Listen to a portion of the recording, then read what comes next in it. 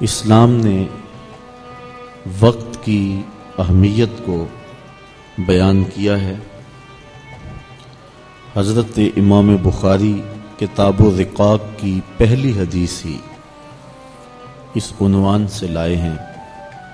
میرے اور آپ کے آقا و مولا حضور نبی رحمت صلی اللہ علیہ وآلہ وسلم نے ارشاد فرمایا، نعمتان مغبون فیہما کثیر من الناس، دو نعمتیں ایسی ہیں کہ بہت سارے لوگ ان نعمتوں کے بارے میں نقصان اور خسارہ، ان نعمتوں کی ناقدری اور نقصان کے حامل ہیں۔ بہت زیادہ لوگ نقصان پاتے ہیں ان دو نعمتوں کے بارے میں، جبکہ وہ انتہائی اہم نعمتیں۔ وہ کون کون سی نعمت ہے؟ الصحت والفراغ، ایک صحت اور ایک فراغت۔ صحت اور فراغت کے لمحوں کو بہت زیادہ لوگ ضائع کر دیتے ہیں۔ جب صحت نہیں رہتی تو اس وقت قدر ہوتی ہے صحت کی، جب وقت ہاتھ سے نکل جاتا ہے تو پھر انسان وقت کا طالب ہوتا ہے کہ میرے پاس وقت ہوتا تو میں یہ بھی کر لیتا، اور اس کا شدت سے احساس اس وقت ہوگا جب آخری سانسیں اکھڑ رہی ہوں گی، اور پھر بندہ تلیاں ملے گا، ہاتھ ملے گا، کاش کہ مجھے چند لمحے ہی دے دیے جائیں اور میں اپنی زندگی کو سنوار لوں۔ لیکن اس وقت ہاتھ سے نکل چکا ہوگا۔ آج موقع ہے، فرصت کے لمحے ہیں، ان کو غنیمت سمجھ لیا جائے۔ وقت پر کافی ہے ایک قطرہ بھی آب خوش ہنگام کا، جل گیا جب کھیت برسا می تو پھر کس کام کا۔ اس وقت پھر کوئی فائدہ نہیں ہوگا جب وقت ہاتھ سے نکل چکا ہوگا۔ تو فرمایا دو نعمتوں کے بارے میں لوگ سخت نقصان میں مبتلا ہیں، ایک صحت اور دوسرا فراغ۔ کوئی بھی چیز ضائع ہو جائے تو اس کا بدل ہے، لٹائی جا سکتی ہے، اس کا متبادل لیا جا سکتا ہے، لیکن وقت کو نہ لٹایا جا سکتا ہے اور نہ ہی وقت کا کوئی متبادل ہے۔ ہاتھ سے نکل گیا تو اس کو پکڑا نہیں جا سکتا، وقت ٹھہرتا نہیں۔ حضرت امام شافعی علیہ رحمہ فرماتے ہیں کہ مجھے صوفیاء کے دو جملوں نے بڑی روشنی دی ہے۔ صوفیاء جب گفتگو کرتے ہیں تو ان کی گفتگو مشاہدے پر مشتمل ہوتی ہے۔ عالم جو کہتا ہے وہ سن کے کہتا ہے، کلندر ہرچ گوئے دیدہ گوئے۔ اللہ والے جو کہتے ہیں وہ دیکھ کے کہتے ہیں، ان کے تجربات گہرے ہوتے ہیں۔ حضرت امام احمد بن حنبل رضی اللہ تعالی عنہ اتنے بڑے عالم ہونے کے باوجود حضرت بشر حافی کے پیچھے بھاگتے تھے۔ تو کسی نے ان کو کہا کہ آپ اتنے بڑے عالم ہیں اور حضرت بشر حافی کے پیچھے بھاگتے ہیں۔ تو حضرت امام احمد بن حنبل فرمانے لگے کہ احمد بن حنبل جس رب کو مانتا ہے، بشر حافی اس رب کو جانتا بھی ہے۔ میں تو صرف مانتا ہوں لیکن وہ اسے جانتا بھی ہے۔ اس لیے صوفیاء کے جو مشاہدے ہوتے ہیں وہ بڑے گہرے ہوتے ہیں۔ تو امام شافعی علیہ رحمہ فرماتے ہیں صوفیاء کی دو باتوں نے مجھے بڑی روشنی دی ہے۔ ان میں سے ایک بات کہ الوقت سیف قاطع، کہ وقت کاٹنے والی تلوار ہے۔ وقت کو جو صوفیاء نے بیان کیا ہے وہ بڑی خوبصورتی کے ساتھ بیان کیا ہے۔ وہ کہتے ہیں وقت ایسے ہے جس طرح کاٹنے والی تلوار ہو۔ تو اگر تلوار کو اپنے ہاتھ میں لے لیں گے تو جو آپ کاٹنا چاہیں گے وہ کاٹیں گے، اور اگر آپ تلوار کو اپنے ہاتھ میں نہیں لیتے تو تلوار آپ کو کاٹ دے گی۔ تو اس طرح اگر آپ وقت اپنے کنٹرول میں کر لیں گے اور وقت کا اچھا مصرف بنا لیں گے تو پھر آپ وقت کاٹیں گے، نہیں تو وقت آپ کو کاٹ دے گا، کیونکہ وقت ٹھہرتا نہیں ہے۔ تو کہتے ایک بات تو صوفیاء کی یہ ہے جس نے مجھے بہت سارا نفع دیا، اور دوسری بات یہ کہ صوفیاء فرماتے ہیں کہ اپنے نفس کو نیکی کے کاموں میں لگا دو، حق کے کاموں میں اپنے نفس کو مشغول کر دو۔ اگر تم نفس کو اچھی راہوں پہ لگا دو گے تو تم اس سے فائدہ حاصل کر لو گے، لیکن اگر تم نے نفس کو کسی کام پہ نہ لگایا تو نفس تمہیں کسی کام پہ لگا دے گا، اور اس کا کام باطل ہوگا جس پہ تم کو لگا دے گا۔ تو قبل اس سے کہ نفس تمہیں کسی برائی پہ لگا دے، تم اپنے نفس کو کسی نیکی پہ لگا دو۔ تو کہتے صوفیاء کی ان دو باتوں نے مجھے بڑا ہی فائدہ دیا۔ تو وقت جو ہے یہ ایک تلوار ہے جو کاٹ کے رکھ دیتی ہے۔ اگر اس تلوار کو آپ اپنے ہاتھ میں لے لیں تو پھر حالات کی سنگینیاں کاٹ لیں گے، پھر دکھوں کا کلیجہ چیر لیں گے، پھر مشکلات اور مصائب کو کاٹ لیں گے، پھر سنگلاخ راہیں زندگی کی ان کو کاٹ کر کے آپ کامیابی کے زینے پہ پہنچ جائیں گے۔ لیکن اگر آپ وقت کی تلوار کو نہ پکڑا تو وقت کی تلوار آپ کو کاٹ کے رکھ دے گی۔ تو یہ ایک ایسا جملہ ہے جس نے وقت کی اہمیت پر جو ہے وہ خوبصورتی کے ساتھ تشریح کی ہے۔ حضور نبی رحمت صلی اللہ علیہ وآلہ وسلم کا ایک فرمان سنیے۔ ارشاد فرمایا اغتنم خمسا قبل خمس، 5 چیزوں کو 5 چیزوں سے قبل غنیمت سمجھ لو۔ شباب کا قبل حرم کا، بڑھاپے سے قبل جوانی کو غنیمت سمجھو۔ آج جوانی ہے، اعضاء میں زور ہے، لیکن کل یہ سب کچھ نہیں ہوگا۔ تو آج کے لمحے، آج کی گھڑیاں، آج کا وقت غنیمت سمجھ لیا جائے۔ دوسری چیز حضور نے فرمائی صحت کا قبل سقم کا، اپنی صحت کو بیماری سے قبل غنیمت سمجھ لو۔ آج صحت کی گھڑیاں ہیں، جو چاہو گے کر سکتے ہو، کل تم چاہو گے بھی لیکن ہلا نہیں جائے گا، اٹھا نہیں جائے گا، بیماری تمہیں توڑ کے رکھ دے گی۔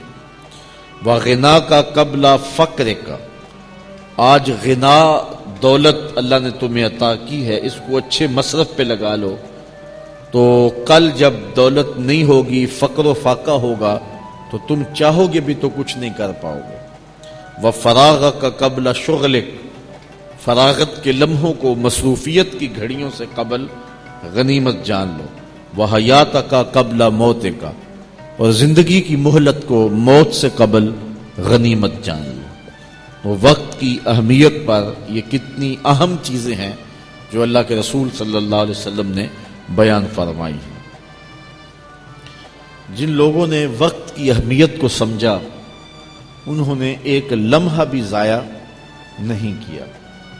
آپ جانتے ہیں کہ حضور نبی رحمت صلی اللہ علیہ وسلم سے پیار کرنے والے حضور کے زمانے میں ایسے لوگ تھے کہ جنہوں نے حضور کی آ کے زیارت کی اور شرف صحابیت سے مالا مال ہوئے، اور ایسے شخص بھی تھے کہ جو حضور کے دور میں ہی تھے لیکن حضور کی زیارت نہ پا سکے۔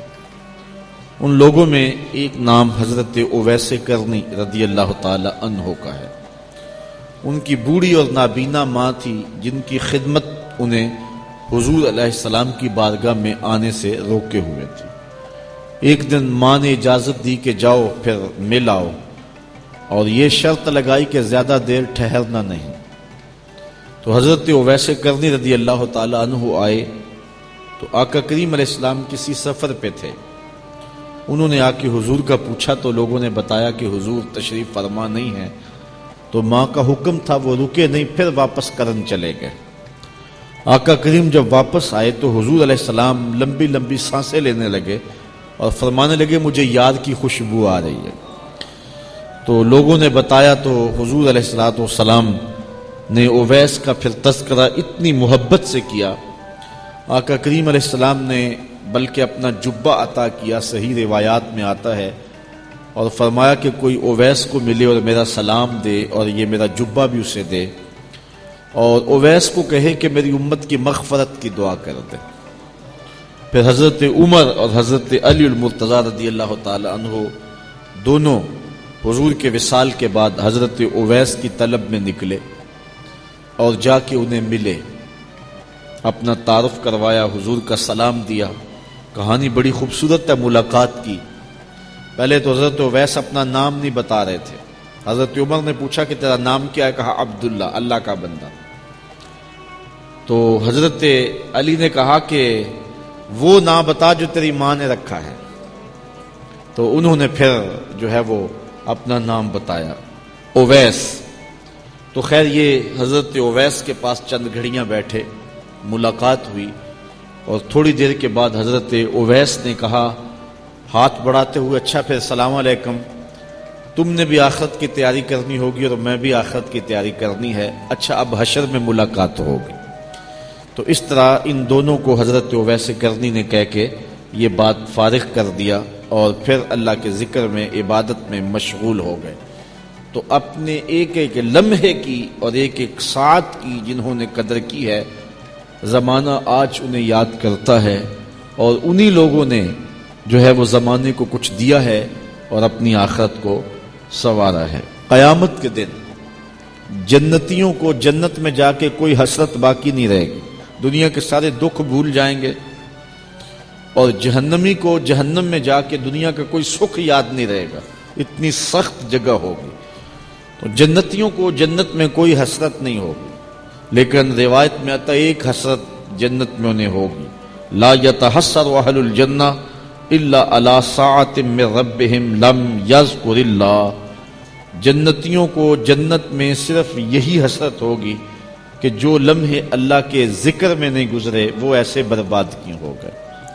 وقت تو گزر رہا ہے، چاہے سو کے گزار دیں، چاہے غفلت میں گزار دیں، چاہے عیش و عشرت میں گزار دیں، چاہے ذکر الہی میں گزار دیں۔ اس کی مثال چکی کی طرح ہے کہ چکی چل رہی ہے، اگر اس کے اندر گالا ڈال دیں گے تو وہ اب دانوں کو پیس دے گی، اور اگر نہیں ڈالیں گے تو پھر بھی وہ چلتی چلی جا رہی ہے، خالی چلی جا رہی ہے۔ تو یہ زندگی کا جو میٹر چل رہا ہے نا سانسوں کا، یہ تو چلتا ہی جا رہا ہے۔ یہ سوئے ہیں تب بھی چل رہا ہے، بے ہوش ہیں تب بھی چل رہا ہے۔ یہ نہیں ہے کہ جو زندگی دی گئی ہے بے ہوشی کے لمحے نکال لیے جائیں گے، یا جو سو کے گزارے ہیں وہ نکال لیے جائیں گے، نہیں، یہ زندگی کا میٹر مسلسل چل رہا ہے، اور ہم لمحہ لمحہ موت کے قریب ہو رہے ہیں۔ مولا کائنات سیدنا علی المرتضیٰ رضی اللہ تعالیٰ عنہ فرماتے ہیں کہ انسان اپنا خسارہ کرتا ہے، اور خسارے کا مفہوم بیان کرتے ہوئے مولا کائنات فرماتے ہیں کہ یہ جو سانسیں ہیں یہ موت کی طرف اٹھنے والے قدم ہیں بندے کے، یہ ایک ایک قدم جو ہے وہ موت کے قریب ہوتا چلا جا رہا ہے۔ ایک بزرگ فرماتے ہیں مجھے ان الانسان لفی خسر کا ترجمہ سمجھ میں نہیں آتا تھا، میں سمرقند کے بازار میں گیا، وہاں ایک آدمی پھٹے پہ برف رکھ کے بیچ رہا تھا اور ساتھ آواز لگا رہا تھا، اور کیا کہہ رہا تھا، ارحموا ارحموا من یذوب راس مالہ، او میرے پہ رحم کرو، مجھ سے برف خرید لو، میں ایک ایسا تاجر ہوں جس کا راس المال بھی پگھلا جا رہا ہے۔ برف ٹھہرتی نہیں ہے، قطرہ قطرہ پگھلتی رہتی ہے، تو جلدی جلدی اگر برف بیچ لیں تو 4 آنے بچ جائیں گے، لیکن اگر نہیں بیچتے تو برف پگھل جائے گی، راس المال لٹ جائے گا۔ انسان ان زندگی کے سانسوں کے بدلے نیکیاں کما لے، ہر سانس کے بدلے استغفار پڑھ لے، درود پڑھ لے، الحمدللہ کہہ لے، سبحان اللہ پڑھ لے، تحمید تسبیح تحلیل پڑھ لے، تو یہ سانسیں کام آ گئی، ورنہ برف کے پگھلتے ہوئے قطروں کی طرح زندگی سانس سانس کر کے ٹوٹ رہی ہے، اور میں اور آپ لمحہ لمحہ موت کے قریب ہو رہے ہیں۔ تو وہ کہہ رہا تھا ارحموا من یذوب راس مالہ، اور میرے پہ رحم کھاؤ، مجھ سے برف لے لو، چونکہ میں ایسا تاجر ہوں جس کا راس المال پگھل رہا ہے۔ وہ کہتے ہیں جب اس نے یہ آواز لگائی تو مجھے سمجھ آ گئی ان الانسان لفی خسر کا مفہوم کیا ہے۔ جس طرح سانسیں پگھلتی جا رہی ہیں اس طرح زندگی بھی پگھلتی جا رہی ہے، اور لمحہ لمحہ برف کی طرح زندگی ہماری پگھلتی جا رہی ہے۔ اب جو زندگی ہے یہ تو جو مخصوص سمے دی گئی ہے وہ تو گزر جانی ہے، ایک لمحہ اس نے نہیں ٹھہرنا، وہ کیا کہا تھا، اے شمع تیری عمر طبعی ہے ایک رات، ہنس کے اسے گزار یا رو کے اسے گزار دے۔ ایک رات تیری زندگی ہے، اس کو ہنس کے گزار دے یا رو کے گزار دے، اس کو ذکر و فکر میں گزار دے یا عیش و عشرت میں گزار دے، رب کی یاد میں گزار دے یا غفلت میں گزار دے، یہ تیری مرضی ہے، تجھے اختیار دیا گیا۔ اور یہاں پر حضرت داتا گنج بخش علی حجویری کے شیخ و مرشد حضرت شیخ ختلی کا ایک قول آپ کے سامنے رکھوں گا، انہوں نے حد کر دی، فرمانے لگے الدنیا یوم ولنا فیہا صوم، دنیا ایک دن ہے، یہ اتنی لمبی کائنات، یہ دنیا ایک دن کی زندگی ہے، اور ہم نے اس ایک دن میں روزہ رکھا ہوا ہے، روزہ رکھ کے ہم زندگی گزار دیں گے۔ جس طرح روزہ دار ہر برے کام سے بچتا ہے اور احتیاط سے دن کاٹتا ہے، اور جب عصر ویلا آتا ہے تو اس کی احتیاط اور بڑھ جاتی ہے، وہ وضو بھی دھیان سے کرتا ہے کہ کوئی قطرہ حلق سے نیچے ٹپک نہ جائے اور سارے دن کی محنت نہ چلی جائے۔ اس طرح فرماتے دنیا ایک دن ہے اور ہم اس دن کو احتیاط کے ساتھ گزار رہے ہیں کہ سلامتی کے ساتھ یہ ہمارا روزہ نب جائے اور ہم جو ہے وہ کامیاب اور بامراد ہو کر کے اس دنیا سے لوٹ جائیں۔ اس دنیا کی زندگی کو اس انداز سے گزارے کہ ہمارا رب ہمارے اوپر راضی ہو جائے۔ وقت کی اصل قدر یہ ہے کہ اپنے رب کی رضا کے لیے ان گھڑیوں کو، ان لمحوں کو، ان ساعتوں کو بسر کیا جائے، اپنی ایک ایک سانس کا اعتبار رکھا جائے اور اس کی یاد میں، اس کے ذکر میں اپنی ان سانسوں کو لگا دیا جائے۔ اور وہی لوگ خوش نصیب اور بامراد ہیں جو وقت کی قدر جانتے ہیں۔ یہ لمحے جو جوانی کے ملے ہیں کل نہیں ہوں گے، جو بڑھاپے کے ہیں یہ بڑھاپے کے لمحے بھی پھر ہمارے ہاتھ سے نکل جائیں گے۔ بچپن ہمارے ہاتھ سے نکلا، پھر جوانی ہمارے ہاتھ سے نکلی، اب بڑھاپا بھی ہمارے ہاتھ سے نکلتا چلا جا رہا ہے۔ تو جس نے بچپن کو سنوار لیا، جس نے جوانی کو سنوار لیا، وہ خوش نصیب ہے۔ اور اگر بچپن بھی ہاتھ سے نکال چکے ہیں اور جوانی بھی ہاتھوں سے نکل چکی ہے تو بڑھاپے کے لمحے جو ہیں ان کو غنیمت سمجھ لیں۔ ہاتھوں سے نکل تو جائیں گے لیکن بڑھاپے کے ان لمحوں کے ساتھ نیکی کو جوڑ دیں، اچھائی کو جوڑ دیں، ذکر فکر کو جوڑ دیں، تاکہ یہ جو وقت ہے وہ وقت قیمتی بن جائے اور امر ہو جائے اور اللہ تعالیٰ جل شانہ کے نزدیک جو ہے وہ ہم اپنے وقت کو پیش کر سکیں۔ زندگی انتہائی مختصر دورانیہ ہے اور ہمیں اس کی ایک ایک سانس کے بدلے کوئی اچھائی ساتھ جوڑ دینی چاہیے۔ ہم اپنا بہت سارا وقت ضائع کر دیتے ہیں۔ بعض کا ہم دین کی بات کریں تو کہتے ہیں جی وقت ہی نہیں ہے۔ آج کل قرآن مجید کی تلاوت کا اگر مزاج ہم دیکھنا چاہیں تو کسی زمانے میں لوگوں کے پاس حالات ایسے تھے کہ ہر نماز کے بعد مسجد میں لوگ قرآن مجید کھول کے بیٹھ جایا کرتے تھے، اور آج مساجد بھی قرآن مجید کی تلاوت سے خالی ہوتی چلی جا رہی ہیں۔ ہر بندہ کہتا جی بس کیا کریں، وقت ہی تو نہیں ہے۔ اچھا، اخبار پڑھنے کے لیے وقت موجود ہے، مختلف چینل دیکھنے کے لیے وقت موجود ہے، شادی بیاہ کی تقریبات پر جانے کے لیے ہمارے پاس وقت ہے، سیر سپاٹے کرنے کے لیے ہمارے پاس وقت ہے، گپ شپ کے لیے، سیاسی گفتگو کے لیے اور کئی امور کے لیے ہمارے پاس وقت ہے۔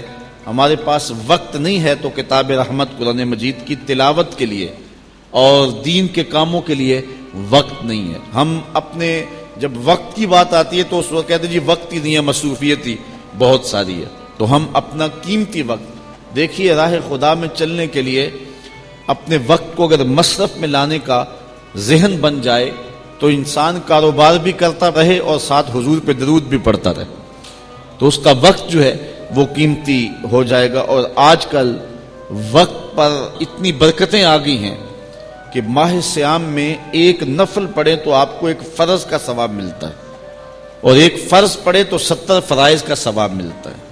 حضرت امام اعظم امام ابو حنیفہ علیہ رحمہ آپ ماہ صیام میں 63 قرآن مجید ختم کیا کرتے تھے۔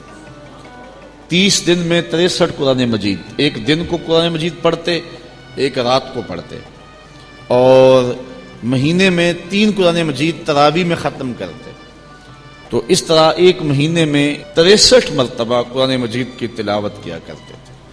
آج ہم دیکھیں کہ ہمارا ایک قرآن مجید بھی ختم نہیں ہو رہا ہے تو پھر اس کا مطلب یہ ہے کہ ہم اپنا وقت ضائع کر رہے ہیں. اور یہ جو کہہ رہے ہیں کہ ہمارے پاس وقت نہیں ہے، ہم غور کریں کہ ہمارا وقت کہیں ضائع تو نہیں ہو رہا. یہ ایک اثاثہ ہے ہمارا، اور اس کے بدلے کے اندر ہم نے کوئی کاروبار کرنا ہے جس کو کہتے ہیں راس المال. زندگی کا راس المال ہمارے پاس جو ہے وہ ہمارا وقت ہے، اور اس کے بدلے میں ہم نے کچھ خریدنا ہے. اس کے بدلے میں نیکی خرید لیں، اس کے بدلے میں کاروبار کر لیں، اس کے بدلے کے اندر گپ شپ لگا لیں، اس وقت کو دے کے اس کے وقت کے بدلے میں نیند پوری کر لیں، آوارگی میں گزار دیں. حمام پہ بیٹھے تو سارا دن کاٹ دیا، چائے والے کھوکے پہ بیٹھے تو آدھا دن وہاں کاٹ دیا، اخبارات پڑھنے بیٹھے تو جو ہے وہ ایک ایک جزی تک پڑھی. جب سیاسی تبصروں پہ آتے ہیں تو لگتا ہے کہ جس طرح کہ یہ کتنے ہی ماہر ہوں، تو ہم اپنا قیمتی وقت جو ہے وہ کہاں لگا دیتے ہیں. اپنے وقت کو ترجیحاً استعمال کریں. اگر آپ کے پاس جو ہے وہ معلومات کے لیے جو ہے وہ آپ کا ذوق ہے تو ضرور اس کو وقت دیں، لیکن جو اصل وقت ہے، اپنا قیمتی سرمایہ آپ نے کہاں لگانا ہے. دنیا کے اندر اگر آپ کے پاس سرمایہ ہے تو آپ وہ سرمایہ لگا کر اس سے 2 گنا نفع ملتا ہے، اور ایک جگہ سرمایہ لگائیں تو 3 گنا نفع ملتا ہے، اور ایک جگہ سرمایہ لگائیں تو 10 گنا نفع ملتا ہے. تو بتائیں آپ اپنا سرمایہ کہاں لگائیں گے؟ کوئی بھی عقل وہاں سرمایہ نہیں لگائے گا جہاں تھوڑا نفع ملتا ہے، وہ اپنا سرمایہ وہاں لگائے گا جہاں کئی گنا نفع ملتا ہے. اس لیے یہ جو زندگی کا سرمایہ ہے اس کو اس جگہ پہ لگائیں. وقت کا سرمایہ جو اللہ تعالیٰ نے ہمیں دیا ہوا ہے کہ جس کا کئی گنا جو ہے وہ ہمیں صلہ اور جس کا کئی گنا ہمیں نفع ملے، اور وہ نفع کئی گنا جو ہے وہ آخرت کا ہی ہو سکتا ہے، دنیا کا نہیں ہو سکتا. اس لیے یہ سارا وقت جو دنیا کمانے کے لیے ہم نے لگایا ہوا ہے اس کو دنیا کمانے کے لیے لگائیں، لیکن تھوڑا وقت لگائیں. زیادہ وقت جو ہے وہ اللہ کی یاد میں لگائیں. بلکہ اگر اس کام کے لیے رب کی رضا جوئی کے لیے اپنے وقت کا مصرف بنانا چاہیں تو دنیا کے کام بھی نہیں رکتے، وہ ضمناً ساتھ ہوتے چلے جاتے ہیں، لیکن آپ اس وقت کو بھی قیمتی بنا سکتے ہیں. ہمارے ایک دوست ہیں، وہ ایک دن راولپنڈی کے سفر پہ گئے تو واپس انہوں نے مجھے بتایا کہ میں نے ایک عجیب نظام دیکھا ہے کہ جو ڈرائیور تھا وہ بالکل خاموشی کے ساتھ جو ہے وہ یہاں گوجرانوالا سے پنڈی تک کا سفر کرتا رہا، اس نے کوئی کلام نہیں کیا. عموماً کنڈکٹر کے ساتھ ڈرائیور کو گفتگو کرتے ہیں لیکن اس نے نہیں کیا. لیکن مجھے محسوس ہوا جس طرح زیر لب کچھ پڑھ رہا ہے. تو میں جب راولپنڈی کے قریب پہنچا، فیصل آباد سے آنے والی بس تھی جس کے اوپر میں بیٹھا، تو میں نے اس ڈرائیور کے قریب ہو کر کے پوچھا کہ تو کچھ پڑھتا دکھائی دیتا ہے اور میں تجھے بولتے نہیں دیکھا.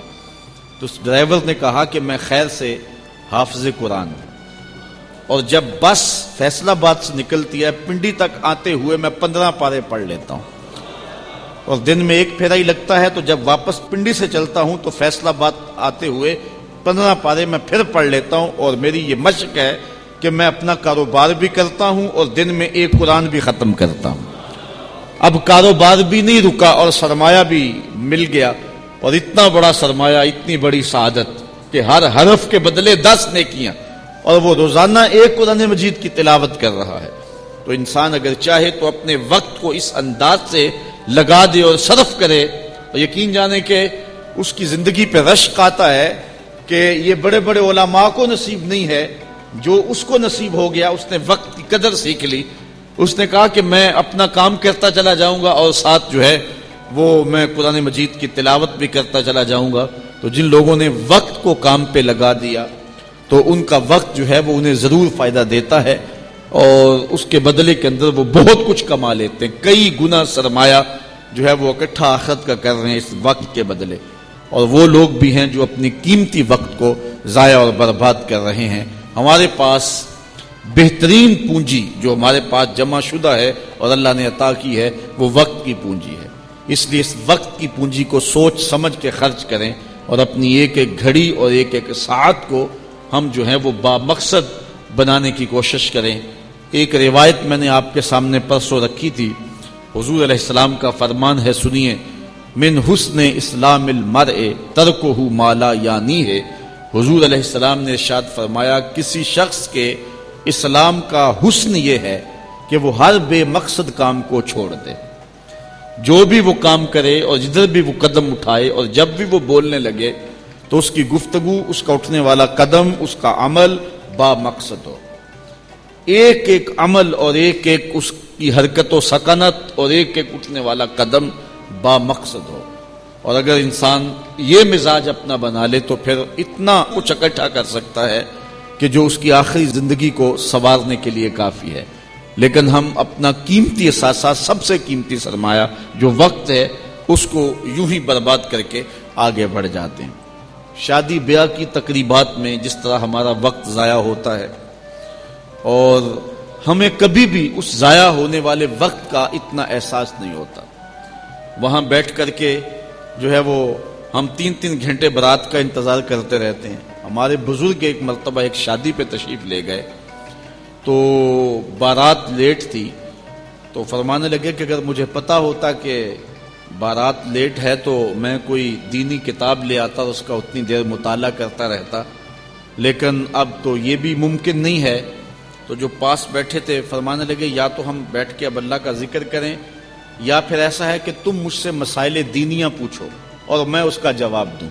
تمہارا وقت جو ہے اس کا بھی مصرف ٹھیک ہو جائے اور میرا جو وقت ہے اس کا بھی مصرف ٹھیک ہو جائے. تو لوگوں نے مسائل پوچھنے شروع کر دیے اور انہوں نے جواب دینا شروع کر دیا تاکہ جو وقت ہے اس کا مصرف ٹھیک ہو. علم سیکھنے سکھانے کے اندر جو 3 گھنٹے یا 2 گھنٹے جو ہے وہ ہمارے لگ جائیں اور ہم وہ 2-3 گھنٹے بار بار کبھی لوگوں کو کوستے ہیں، کبھی اہل خانہ کو کوستے ہیں، کبھی کسی طرح کبھی سیاسی گفتگو چھیڑ کے بیٹھ کے، کبھی کسی عنوان سے گفتگو چھیڑ کے بیٹھ گئے اور اپنا قیمتی وقت ضائع کرتے ہیں. وقت کی اہمیت کو سمجھنا چاہیے. یہ تھوڑے وقت سے زیادہ کچھ حاصل کر لیں، اس بات کا اسلام نے بہت زیادہ احساس کیا ہے. آج ہمارے کچھ دینی امور کے اندر بھی وقت کو اس طرح جو ہے وہ لگایا جاتا ہے کہ اس کا کوئی مقصد نہیں ہوتا. عموماً جنازوں کا ٹائم ٹیبل مقرر ہوتا ہے کہ 8 بجے، 7 بجے، 5 بجے، 2 بجے جنازہ ہوگا. تو ایک تو یہ ہے کہ جو ٹائم دیا ہوتا ہے اس کے مطابق جنازگاہ میں پہنچ نہیں پاتا، جبکہ جب طے شدہ ہے کوئی حادثہ تو معاذ اللہ لاحق نہیں ہو گیا تو اس وقت پر جنازہ پہنچ کر کے اس کو پڑھا جانا چاہیے. لیکن پہلے تو اس وقت پہ نہیں پہنچتا اور اس کے بعد جب جنازہ اس وقت پہ پہنچ بھی جائے تو پھر جو ہے وہ کچھ لوگوں کا انتظار کیا جاتا ہے. یعنی اگر جنازہ وقت پہ پہنچا ہے تو کچھ لوگ جو ہیں وہ کوئی وضو کر رہا ہے اور کوئی جو ہے وہ دودھ سے چلا آ رہا ہے، کوئی گھر سے چلا ہے. تو جو بالخصوص جو ہے وہ پسماندگان ہوتے ہیں ان کی آرزو ہوتی ہے کہ 10 15 20 منٹ لیٹ کر لیا جائے تو سارے شرکت کر لیں، جبکہ پہلے جو وقت بتایا تھا اس وقت مقررہ پہ لوگ کیوں نہیں پہنچے؟ ان کا قصور ہے وہ نہیں پہنچے. اس لیے اگر کوئی رہتا ہے تو رہ جائے. جب تم نے اتمام حجت کر دی اور وقت پہلے بتا دیا تو لوگوں کو اس وقت پہ پہنچ جانا چاہیے تھا.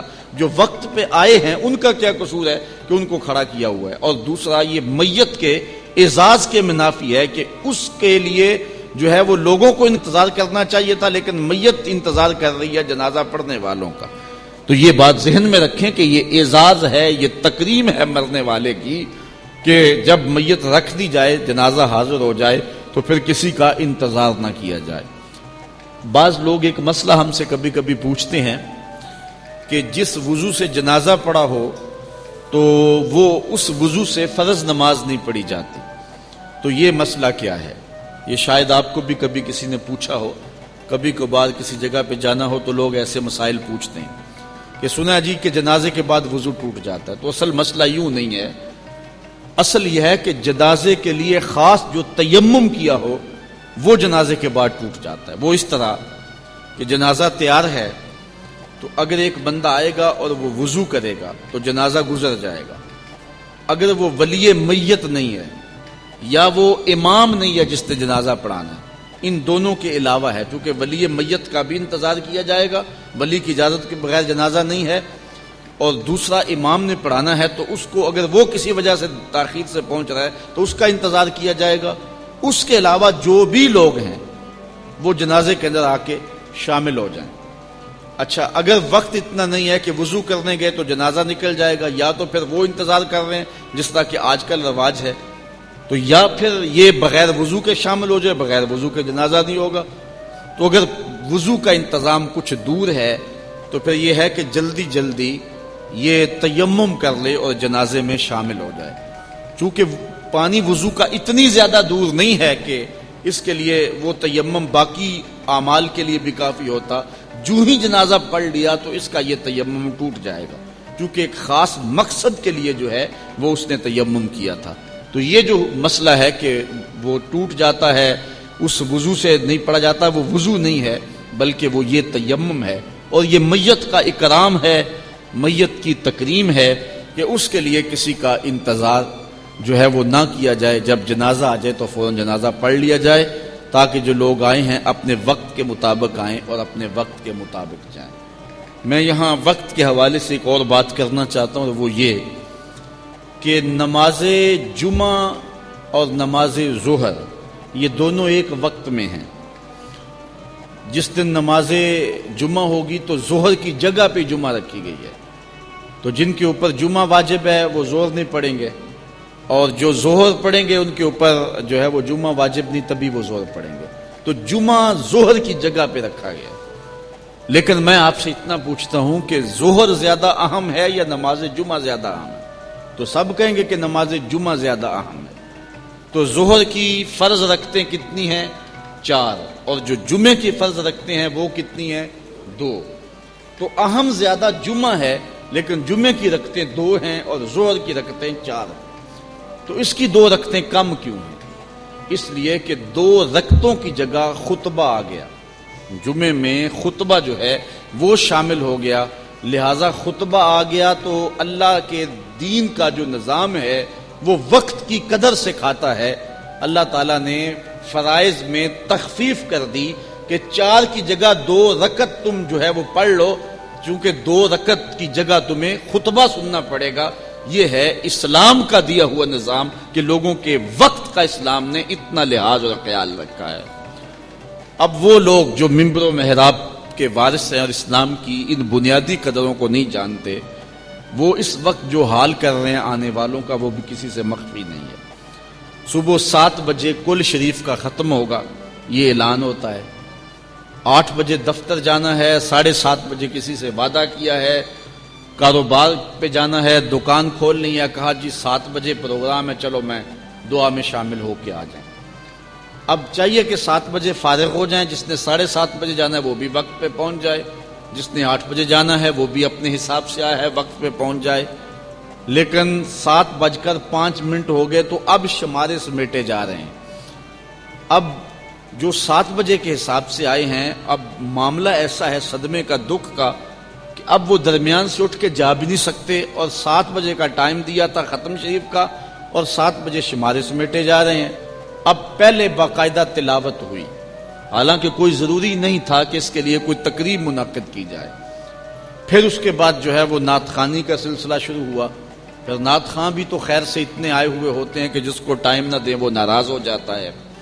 پھر 2 شعر بھی کہی جائیں تو ان کا آخری شعر جو ہوتا ہے اس کے بعد بھی 15 شعر ہوتے ہیں، جو کہتے ہیں آخری شعر، اس کے بعد بھی کئی شعر ہوتے ہیں۔ اس کے بعد میاں صاحب کا کلام پڑھنا، یہ بھی جو ہے وہ ضروری ہے، ختموں کے اندر اس کے بغیر تو ختم ہوتا ہی نہیں ہے۔ اس کے بعد 2-1 خطبہ آئے ہوئے ہوتے ہیں، ان کو ٹائم دینا بھی ضروری ہوتا ہے۔ پھر جو مائک پہ کھڑا ہو جاتا ہے وہ کہتا ہے اب میں جانوں اور میرا کام جانے تو تم کو تو اپنی مرضی سے چھوڑوں گا۔ پھر خطابات ختم ہوئے، ادھر 8:30 بجے کا ٹائم ہو رہا تھا، لوگوں کو 7 بجے کا ٹائم دیا ہوا ہے، لوگوں نے کاموں پہ جانا ہے، گرمی کی شدت ہے، بار بار لوگ گھڑیاں دیکھ رہے ہیں۔ یہ کیسی تبلیغ ہے، مبلغ کو سمجھ نہیں آ رہی کہ لوگ اکتائے بیٹھے ہیں اور دعائیں مانگ رہے ہیں کہ یا اللہ خطیب جان چھوڑ دے، اور اس کو اس بات کی سمجھ نہیں آ رہی اور پھر بھی خطبہ دیے جا رہا ہے۔ حضور علیہ الصلوۃ والسلام جب نماز پڑھا رہے ہوتے تھے تو چونکہ مسجد نبی میں خواتین بھی آتی تھیں اور ان کے ساتھ بعض کا چھوٹے بچے بھی آ جاتے تھے، تو بچوں کو وہ پیچھے کھڑا کر کے نماز میں شامل ہو جاتی، تو بچے رونے لگتے تو ان کے دل بے چین ہو جاتے، حضور ان ماؤں کی دل جوئی کے لیے قرات مختصر کر دیتے تھے۔ اور مولوی تقریر نہیں چھوڑ رہا، اللہ کا رسول قرآن چھوڑ رہا ہے، قرآن مختصر کر دیتے تھے حضور، تاکہ ماؤں کا دل بے چین ہو رہا ہے اور وہ بچوں کے لیے تڑپ رہی۔ یہ اسلام کا مزاج ہے، یہ اسلام کا دین ہے، اسلام نے ہمیں یوں وقت کی قدر سکھائی ہے۔ اچھا چلو خدا خدا کر کے خطابات 8:30 بجے تک اختتام کو پہنچے، اور وہ بھی مہربانی ہے خطیب صاحب کی، انہوں نے آدھا گھنٹہ خطاب کیا، ورنہ وہ 3 گھنٹہ خطاب کرنے کے عادی ہیں، تو چلو آدھے گھنٹے میں چھوڑ دیا 8:30 بجے۔ اب لوگوں نے شکر کیا کہ اب تو جو ہے وہ 2-4 منٹ کے اندر فارغ ہو جائیں گے۔ اب ختم شروع ہوا، تو ختم بھی ایک آدمی نہیں پڑھ سکتا، 5-6 آدمیوں کو مل کے پڑھنا پڑتا ہے، کوئی ادھر سے اٹھا کوئی ادھر سے اٹھا، بار بار چلو ختم شریف پڑھ لیا۔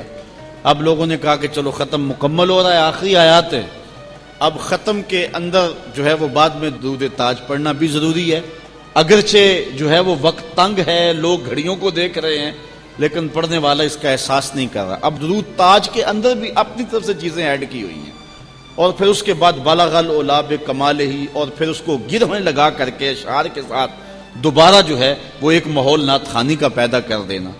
خیر وہ سلسلہ ختم ہوا، بندوں نے سمجھا کہ چلو اب کام ختم ہو گیا۔ پھر جو نقیب تھے پھر وہ دوبارہ اٹھے، اور انہوں نے 3-4 ورقوں پر مشتمل ایک لمبا سا، جس کے اوپر لکھا ہوا تھا کہ اتنی مرتبہ سورہ یاسین، اتنی مرتبہ فلاں صورت، اتنی مرتبہ اللہم اجرنا من النار، اتنی مرتبہ پارے، اتنے قرآن مجید، اور اتنی صورتیں، اور اتنے 5 صورتیں، اس نے سب کچھ پڑھا ہے۔ چونکہ میت کی روح کو اصالِ ثواب کرنا ہے تو اللہ کی بارگاہ میں عرض کرنا ہے، تو پہلے تفصیل رب کو پڑھ کے سنا دیں کہ یا اللہ یہ ہم جو ہے وہ اس میت کے لیے اصالِ ثواب کرنا چاہ رہے ہیں۔ پھر وہ جو ہے وہ سارا پڑھ کے سنایا۔ اس کے بعد لوگوں نے کہا چلو اب دعا ہونے لگی ہے، پھر وہ بولے 1 مرتبہ الحمد شریف، 3 مرتبہ سورہ فاتحہ، اول آخر درود شریف پڑھ کے وہ بھی ملک کریں۔ اچھا چلو وہ بھی پڑھ لیا۔ اس کے بعد جو ہے وہ دعا شروع ہوئی، اور پھر دعا جو مانگنے والا آیا وہ تو تازہ دم ہے، وہ تو اتنی دیر سے بیٹھ کے دیکھ رہا تھا، اس کو تو موقع اب ملا ہے، تو پھر وہ دعا میں اپنے فن کا مظاہرہ کرنا شروع کر دیتا ہے، اور پھر وہ جوں دعا مانگتا ہے اور اس گھر کے سارے افراد کا نام لے لے کے جو فوت ہو چکے ہیں، اور پھر کیا کیا نہیں وہ کرتا۔ پھر دعا ختم ہوئی، بندوں نے کہا کہ اب جو ہے 9:15 بج رہے ہیں، تو اب ہماری جان چھوٹے گی، تو درمیان سے ایک آدمی مجمع سے بولتا ہے ذرا ایک بار پھر دعا ہو جائے۔ اچھا پہلے بد دعا ہوئی ہے کہ اب دوبارہ دعا کرنی؟ اچھا پھر دعا دوبارہ شروع ہو گئی، چلو دوبارہ دعا ہو گئی، بندوں نے کہا اب جان چھوٹ گئی، تو اب لوگ منہ پہ ہاتھ ہی پھیر رہے تھے کہ پکا سنی اٹھا 2 شعر سلام کے بھی ہو جائیں۔ تو مجھے بتاؤ کہ یہ کس دین کی خدمت کی جا رہی ہے؟ آج اگر کوئی ان باتوں کو کہے تو کہا جاتا ہے کہ شاید اس کا اپنا عقیدہ ٹھیک نہیں، بات عقیدے کی نہیں ہے، لوگوں کا وقت اس کا احساس رکھیں۔ اسلام نے جمعہ فرض کیا تو 2 رکعتوں کی جگہ خطبہ رکھا، 2 رکعتیں کم کر دی، چونکہ خطبہ نیا ساتھ شامل ہو گیا ہے، اور ہم مستحبات کو اتنا طول دے رہے ہیں کہ لوگ اکتا کے چلے جاتے ہیں کہ یہ کیا جو ہے وہ ہم اس تقریب میں پھنس گئے، اور واپس آ کے لوگ پھر علماء کے خلاف جو باتیں کرتے ہیں، اور جو غیبت جو چغلی کا جو ہے وہ ارتکاب ہوتا ہے، وہ ایک الگ امر ہے، اور لوگوں کو وہ بال میں ڈال دی اور مصیبت میں مبتلا کر دیا۔ حضرت جابر بن سمرہ رضی اللہ تعالی عنہ سے ایک روایت سن لیجیے عنوان سے۔ حضرت جابر بن سمرہ رضی اللہ تعالی عنہ فرماتے کنت اصلی مع النبی صلی اللہ علیہ وسلم، کہتے میں حضور کے پیچھے نماز پڑھا کرتا تھا، فکانت صلاتہ قصدا وخطبتہ قصدا، حضور کی نماز بھی مختصر ہوا کرتی تھی، حضور کا خطبہ بھی مختصر ہوا کرتا تھا۔ تو یہ بات ذہن میں رکھیں کہ اسلام نے بہت زیادہ ان چیزوں کا لحاظ رکھا ہے، اپنی زندگی کو اور اپنے معاملات حیات کو جو ہے وہ اس طرح کریں کہ نہ کسی کا وقت ضائع کریں اور نہ اپنے جو ہے وہ وقت کو ضائع کریں۔ کبھی لاری اڈے سے نکلتا نا ٹیوٹا بھر کے سواریوں کا، اور دوسری جانب سے گجرات سے آ رہا ہوتا ہے، تو دونوں کی ملاقات ہو جاتی ہے درمیان میں، تو دونوں ڈرائیور کھڑے کر کے کہتے ہیں سناف ہے 26-56 کتنے گئی ہے، اور وہ سواریاں جو ہیں وہ ادھر بے چین اور مضطرب ہوتی ہیں، اور وہ ان کو یہ گفتگو شروع کی ہوئی ہوتی ہے، ان کو کوئی خیال نہیں ہوتا ہے کہ یہ بیچارے جلس رہے ہیں، سخت گرمی ہے، چھوٹے چھوٹے بچے ہیں، اور یہ مصیبت نکل آئی ہے ٹیلی فون کی، یہ آسانی تو ہے لیکن عذاب زیادہ بن گیا ہے، اور بس کان سے بندہ جان چھڑاتا ہے اور وہ بار بار کہہ رہا ہے اور سناؤ کیا حال ہے۔ تو یہ عجیب، وہ کہتا ہے کیا سناؤں، میں تو پھنسا ہوا ہوں۔ اور میرے ساتھ بعض کا ایسا ہوتا ہے کہ لوگوں کا ہجوم ہوتا ہے کسی پروگرام جلسے میں، اور لوگ مل رہے ہوتے ہیں، اور مجھے یہ احساس ہو رہا تھا کہ بوڑھے آدمی بھی درمیان میں کھڑے ہیں اور ان کو دھکے بھی لگ رہے ہیں، کہنے کے باوجود جو ہے وہ نوجوان اپنا زور دکھا رہے ہیں کہ ہم جلدی مل لیں، اور میں کوشش کرتا ہوں کہ جلدی جلدی جو ہے وہ لوگوں کو ملاقات کر لوں، درمیان میں کوئی بیرون ملک سے آئے ہوئے فون ملا کر کے میرے کان پہ لگاتا جی یہ فلاں صاحب کا جو ہے وہ یورپ سے فون ہے، ان سے بات کرے۔ اب اس کو تو ماحول کا نہیں پتا کہ یہ کس مصیبت میں پھنسا ہوا ہے، اور وہ پھر اپنی بات جس تفصیل سے کرنا چاہتا ہے وہ ایک الگ مسئلہ ہوتا ہے۔ تو لوگوں کے ضرر کا سبب نہ کریں، لوگوں کے جو ہے وہ راحت کا سامان پیدا کریں۔ بلکہ میں یہاں آپ کو شہر اقبال میں آئے ہوں، ایک کہانی اقبال کی بھی سنا دیتا ہوں۔ علامہ اقبال لاہور میں تھے کہ ہلال احمر کا ایک وفد ترکی سے لاہور میں آیا، تو وہاں جب ہمارے امام کے پیچھے ان لوگوں نے نماز پڑھی تو ہمارے امام نے سجدے اتنے لمبے کیے، یہاں کے ہندوستانی امام نے، اس دور میں پاکستان بننے سے قبل کی کہانی ہے کہ ترک وفد سلام پھرنے کے بعد اقبال سے پوچھتا ہے کہ یہ ہند کے امام طویل السجود کیوں ہیں، اتنا لمبا سجدہ کیوں کرتے ہیں؟ وہ نظم ساری تو نہیں، اس کے کچھ شعر سن لیں۔ کہا مجاہد ترکی نے مجھے بعد نماز، اقبال کہتا ہے طویل سجدہ ہیں کیوں اس قدر تمہارے امام، کہ اتنے لمبے سجدے کہ جب سجدے میں گیا ہے تو اٹھنے کا نام نہیں لیتا، تو یہ کیا ہے، اتنے لمبے سجدے کیوں کر رہے ہیں؟ وہ سادہ مرد مجاہد، وہ مومن آزاد، خبر نہ تھی اسے کیا چیز ہے نماز غلام۔ اقبال کہتا ہے ہزار کام ہیں مردان حر کو دنیا میں، انہی کے ذوق عمل سے ہیں ملتوں کے نظام۔ طویل سجدہ اگر ہیں تو کیا تعجب ہے، ورائے سجدہ غریبوں کو اور کیا ہے کام۔ خدا نصیب کرے ہند کے اماموں کو وہ سجدہ جس میں ہے ملت کی زندگی کا پیام۔ اس لیے اپنے وقت کی قدر جو قوم نہیں جانتی ہے تو وہ بہت پیچھے رہ جاتی ہے۔ بحیثیت قوم ہم جس قدر اپنا وقت برباد کر رہے ہیں، وہ کہتے ہیں کوئی بندہ باہر سے آیا تھا، اس نے ایک منظر دیکھا تو اس نے کہا کہ یہ قوم پیچھے کیوں ہے، اتنی ذمہ دار قوم۔ کیا اس نے دیکھا؟ یہ شہابہ پھاٹک کی مثال لگا لیں، پھاٹک بند تھا اور لوگ جو ہے سائیکل سر پہ اٹھا کے نا تو گزر رہے تھے اور پھاٹک عبور کر رہے تھے۔ اس نے کہا یہ اتنی فاسٹ قوم ہے، اتنی تیز قوم ہے کہ گاڑی کا انتظار بھی نہیں کرتی اور سائیکل سر پہ اٹھائے، بعض ادھر ادھر سے موٹر سائیکل گزار رہے ہیں اور جو ہے وہ آ رہے ہیں، پھاٹک بند ہے تو اتنا بھی انتظار نہیں کر سکتے۔ اتنی ذمہ دار قوم، اتنا وقت کا لحاظ ہے انہیں کہ یہ چند لمحے جو ہے وہ پھاٹک کے اوپر کھڑا ہونا یہ بھی ان کو گوارا نہیں ہے۔ تو جب پھاٹک کھلا تو اس نے آگے دیکھا کہ 500 آدمی جو ہے وہ بندریا کا تماشا لگا تھا وہاں کھڑے تھے۔ اس نے کہا یہ جلدی تھی، یہ تماشا دیکھنا تھا سب نے۔ تو ہمارا مزاج یہ ہے کہ بندریا کا تماشا ہو تو 600 آدمی وہاں کھڑا ہوتا ہے اور 3 گھنٹے تک وہ مداری کہتا میں ایک تصویر دکھاؤں گا، اور لوگ اس تصویر کے لالچ میں کھڑے ہوتے ہیں، پتہ نہیں کیا دکھائے گا، اور وہ تصویر دکھائے بغیر ہی جو ہے وہ مداری ختم کر دیتا ہے۔ اور ہم اتنے فارغ ہیں، یہ کبھی الیکشن کا ڈرامہ چلتا ہے تو ان سیاستدانوں کے جو الیکشن ہال ہوتے ہیں یہ ہمارے وجود سے بھرے ہوئے ہوتے ہیں، انہیں مفت کے بندے ملے ہوئے ہوتے ہیں۔ جو ہے وہ 500 آدمی ایک الیکشن ہال پہ بیٹھا ہوا ہے اور شام سے بیٹھا ہوا ہے، سحری تک بیٹھا ہوا ہے، تبصرہ کیا ہو رہا ہے جیتے گا کون ہارے گا کون، اور میاں جو بھی جیتے گا لوٹے گئی، تمہیں کیا غرض، کیا ہو رہا ہے، ہم اپنا قیمتی وقت کہاں برباد کر رہے ہیں۔ اپنے وقت کی قدر کریں، جو قوم اپنے وقت کی قدر نہیں کرتی وہ دنیا سے پیچھے رہ جاتی ہے۔ اسلام نے ہمیں وقت کی قدر سکھائی ہے۔ پھر حضور کا وہ فرمان جو حضرت امام بخاری نے کتاب الرقاق کی آغاز میں لکھا اور جس کو بنیاد بنایا اس کتاب کا کہ نعمتان مغبون فیہما کثیر من الناس، 2 نعمتیں ایسی ہیں جن نعمتوں کے بارے میں زیادہ لوگ نقصان کا شکار ہیں، الصحت والفراغ، ایک صحت اور دوسری فراغت۔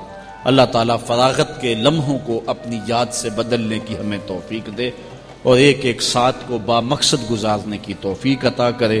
وآخر دعوانا ان الحمدللہ رب العالمین۔ آفاق کے ہر گوشے میں قرآن سنا کر دم لینا، اب رکنا نہیں، اب تھمنا نہیں، فردوس میں جا کر دم لینا، آفاق کے ہر گوشے میں قرآن سنا کر دم لینا، اب رکنا نہیں، اب تھمنا نہیں۔ بسم اللہ الرحمن الرحیم۔ ہم جہد و عزیمت کے راہی، ہم جہد و عزیمت کے راہی، منزل پہ جا کر دم لیں گے، میدان عمل میں نکلے ہیں، میدان عمل میں نکلے ہیں، باطل کو مٹا کر دم لیں گے، ہم جہد و عزیمت کے راہی، منزل پہ جا کر دم لیں گے، آفاق کے ہر ہر گوشے میں، آفاق کے ہر ہر گوشے میں قرآن سنا کر دم لیں گے، اب رکنا نہیں، اب تھمنا نہیں، اب رکنا نہیں، اب تھمنا نہیں، فردوس میں جا کر دم لیں گے، ہم جہد و عزیمت کے راہی، منزل پہ جا کر دم لیں گے، میدان عمل میں نکلے ہیں، باطل کو مٹا کر دم لیں گے۔ اس دارالعلوم کی ایک ایک اینٹ میں پیار بھرا ہوا ہے، درد بھرا ہوا ہے، تو اس کے لیے دعا گو رہیں، اپنے تعاون سے بھی نوازتے رہیں۔ اللہ کی توفیق سے یہ ایک مرحلہ تقریباً تکمیل کے قریب ہے۔ ہم نے چاہا یہ تھا کہ 3.5 لاکھ روپے کا ایک ستون بما اوپر والا چھت اور فرشی لینٹر جو پڑا ہے، یہ 3.5 لاکھ روپے کا ایک بنتا ہے، تو اگر ہمیں 99 لوگ مل جائیں تو یہ سارا مکمل ہو جائے، لیکن 47 لوگ ہمیں مل سکے، کیونکہ 3.5 لاکھ روپے ہم نعت خاں کو دے لیتے ہیں، مدرسے کو دینا ہمارے لیے مشکل ہے، ہمارا مزاج ایسا بنا ہوا ہے۔ تو پورے ملک کے اندر اتنے لوگ ملے، اللہ ان کے رزق میں بے پناہ برکتیں عطا فرمائے۔ باقی جن لوگوں نے انفرادی طور پہ کوشش کی، 2، 5، 7، 8، 10، 20 ہزار جتنی توفیق کوئی شامل ہوئے، تو یہ اتنا کام مکمل ہوا، اور یہ تھوڑا سا حصہ ہم نے یہ کچھ قرض لے کر کے ڈالا ہے، اور آگے والا حصہ بھی ہم نے جو ہے وہ تعمیر کرنا ہے۔ جب اوپر والی چھت کا مرحلہ پہنچے گا تو ایک ستون بما چھت کے صرف 2 لاکھ روپے تک جو ہے وہ ممکن ہوگا۔ احباب اگر اس حوالے سے جو ہے وہ تعاون فرمائیں۔ جامعۃ المصطفیٰ کے جو ماہانہ اخراجات ہیں اس سلسلے کے اندر باہر سے معاونت فارم اگر وصول کر لیں، ایک بچے کا اوسط خرچہ تقریباً 1200 سے 1500 روپے تک ہے۔ اگر ایک بچے کا خرچہ اپنے ذمے لے لیں، ہمارا نمائندہ ہر مہینے وصول کر لے گا، تو یہ ایک تعاون کی صورت ہوگی۔